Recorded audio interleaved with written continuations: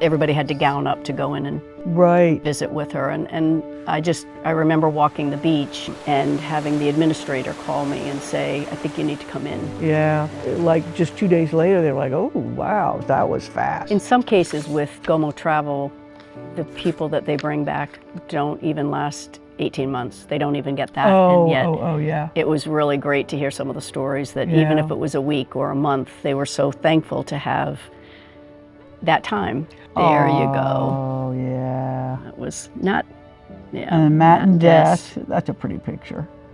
Yeah, She loved that shawl around her. She always liked something around her shoulder. But you know, when you think about it, I mean, she would come back, I mean, even high school graduations, college graduations, birthdays, parties, anything you could. If it was a party. Yeah, if it was a party, she was there. What year did Rachel get married? I don't know. Oh.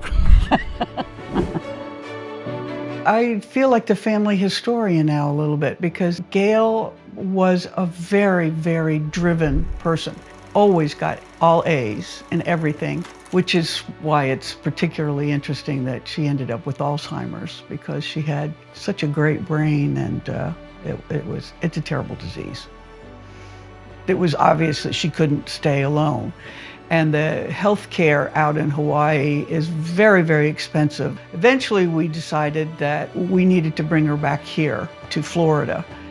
And so my sister that lived here and her husband did the legwork of trying to go to different locations to see what would be the best place for her that would stimulate her and have the quality of life and care for her. The decision came down to Ponte Vedra Gardens because it is a standalone memory care unit. We went in and met with Julie Davidson, who was the sales and marketing person, and she was lovely. She answered our questions, we saw the room, and there were a lot of discussions between my sister and I about how are we going to do this. You leave Honolulu at night, and for somebody with Alzheimer's, dementia, sundowning was a big issue.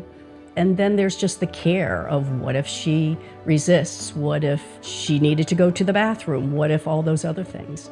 And so we turned back to Julie, and Julie said, well, here's a card of an individual that has started this business that's a travel companion. We have people that come in whose loved ones are out of state, sometimes out of the country.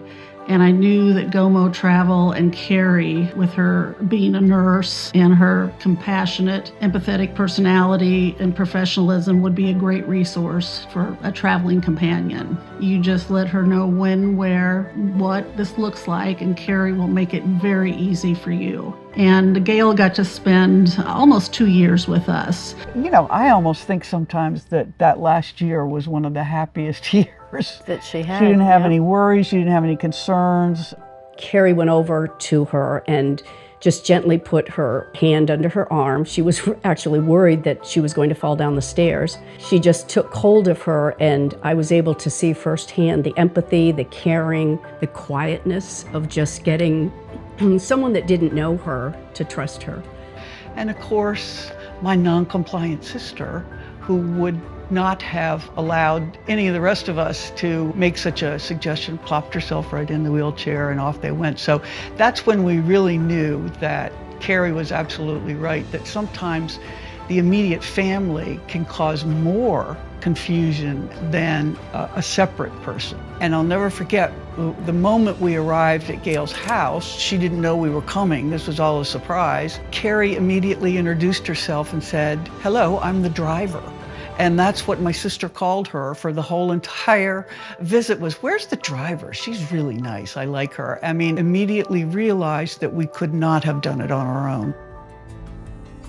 And at some point, Carrie came and asked if I would assist because her business, as we came out of COVID, was beginning to expand, and the need for it to be able to speak in a firsthand basis what it was like to be that person that didn't know how this problem was going to get solved. And then transitioning into the hiring of the people that would be representing Carrie and becoming the same quality travel companion that Carrie provided, helping people and families achieve whatever their goal is for the individual.